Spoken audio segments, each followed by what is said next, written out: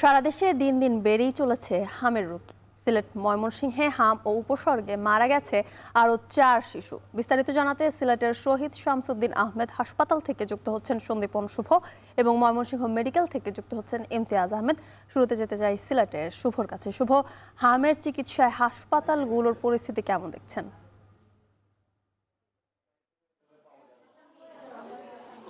যথিকা, প্রথমেই যেটি বলতে হয় যে আসলে দিন দিন এই হামের উপসর্গ নিয়ে আসা রোগীর ভর্তি সংখ্যা কিন্তু বেড়েই চলছে। আমি যদি শুধুমাত্র গত 24 ঘন্টার কথা বলি, সেক্ষেত্রেও কিন্তু অর্ধ শতাধিক রোগী কিন্তু বিভিন্ন হাসপাতালে ভর্তি হয়েছেন হামের উপসর্গ নিয়ে। এবং আমি যদি বলি গত 24 ঘন্টার চিত্র, সেক্ষেত্রে বলতে হয় যে 2 জন রোগী কিন্তু আরও মারা গেছে, যাদের বয়স একজনের বয়স 7 মাস এবং একজনের বয়স 10 মাস, অর্থাৎ 1 বছরের নিচে কিন্তু 2টি শিশুর প্রাণ চলে গেছে এই হামের উপসর্গ নিয়ে। এবং আমি যদি সার্বিক তথ্য আপনাকে একটু জানিয়ে রাখি, এটি আসলে কিভাবে বিস্তার করছে, যেমন আমরা গত 1.5 থেকে 2 মাস আগেও এখানে এই ওয়ার্ডটি শুধুমাত্র আইসোলেশন সেন্টার হিসেবে ডেজিগনেটেড করে দেওয়া হয়েছিল, কিন্তু যত দিন গড়াচ্ছে, যত প্রকোপ বাড়ছে, পুরো হাসপাতালটি অর্থাৎ শহীদ শামসুদ্দিন হাসপাতাল পুরোটিকেই কিন্তু এখন হামের জন্য বিশেষভাবে আইসোলেশন কেন্দ্র করে দেওয়া হয়েছে এবং আইসোলেটেড করে দেওয়া হয়েছে। এবং আমরা দেখছি আসলে নিবিড়ভাবে তাদেরকে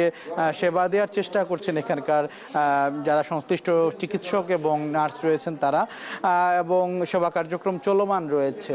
তবে আশঙ্কাজনক যে বিষয়টি, আমি আজকে যে তথ্যটি রয়েছে আমার কাছে, এই মুহূর্তে 297 জন রোগী কিন্তু সিলেট বিভাগে চিকিৎসা নিচ্ছেন শুধুমাত্র হামের উপসর্গ নিয়ে, যার মধ্যে অধিকাংশই কিন্তু শিশু রোগী রয়েছেন। এবং আমি যদি বলি আপনাকে, এই মুহূর্তে আমাদের সিলেট বিভাগের চিত্র, সিলেট বিভাগে কিন্তু এ পর্যন্ত মোট 32 জন রোগী কিন্তু হামের উপসর্গ নিয়ে মারা গেছেন। যদিও একজনের কিছুটা নেগেটিভ এসেছে, কিন্তু বাকি 31 জনই কিন্তু হামের যে উপসর্গ, সেই উপসর্গ নিয়ে মারা গেছেন। এবং সিলেট শহীদ শামসুদ্দিন হাসপাতালে আমরা দেখেছি যে 6 বেডের একটা আইসিইউ বেড চালু করা হয়েছে, এবং সিলেট ওসমানী মেডিকেল কলেজে 10টি আইসিইউ বেড রয়েছে, এবং মোট 16 জন আইসিইউ বেডের শিশুর মধ্যে এই মুহূর্তে জীবন এবং মৃত্যুর সংকটে রয়েছেন অন্তত 6 থেকে 7 জন রোগী। অর্থাৎ এটির প্রকোপ যে কতটা বৃদ্ধি পেয়েছে সেটি কিন্তু বলার আর অপেক্ষা রাখে না। এই ছিল সিলেট শহীদ শামসুদ্দিন হাসপাতাল থেকে আমার কাছে হাম পরিস্থিতির সর্বশেষ খবর। এখন আমরা চলে যেতে চাই ময়মনসিংহের সহকর্মীর কাছে। ময়মনসিংহ থেকে যুক্ত হচ্ছেন আমাদের সহকর্মী ইমতিয়াজ। আপনি জানাবেন সিলেটের মতোই কি ময়মনসিংহের বর্তমান পরিস্থিতি এবং সেবা কার্যক্রম কেমন চলছে আসলে?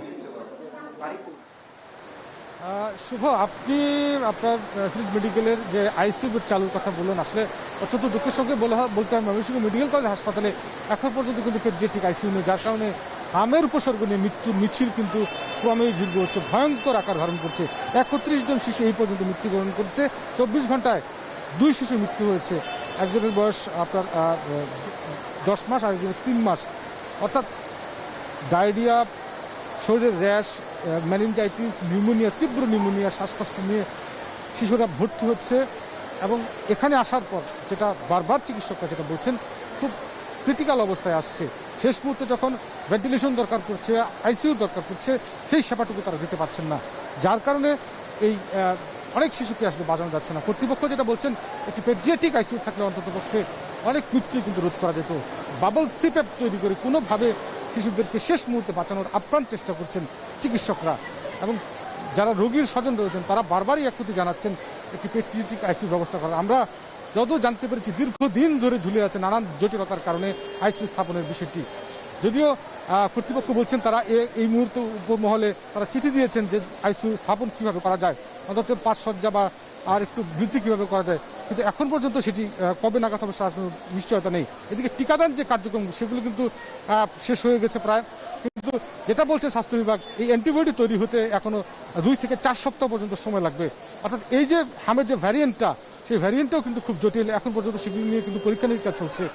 অর্থাৎ হামের উপসর্গ নিয়ে প্রতিনিয়তই এই বিভাগ তো রয়েছেই, পার্শ্ববর্তী গাজীপুর থেকে এবং সেই সাথে টাঙ্গাইল থেকে কিন্তু প্রচুর রোগী আসছে, কিশোরগঞ্জ থেকে রোগী আসছে। অর্থাৎ একটি হাসপাতালে যেখানে 1000 শয্যার বিপরীতে 5 থেকে 7000 রোগী ভর্তি থাকে, সেখানে কিন্তু হিমশিম খেতে হচ্ছে চিকিৎসকদের। 24 ঘন্টায় 21 জন রোগী নতুন ভর্তি হয়েছে, 24 জন রোগী সুস্থ হয়ে বাড়ি ফিরে গেছে, এবং 96 জন হামের উপসর্গ নিয়ে হামে আক্রান্ত হয়ে কিন্তু শিশু বিভাগে রোগীরা ভর্তি হচ্ছে।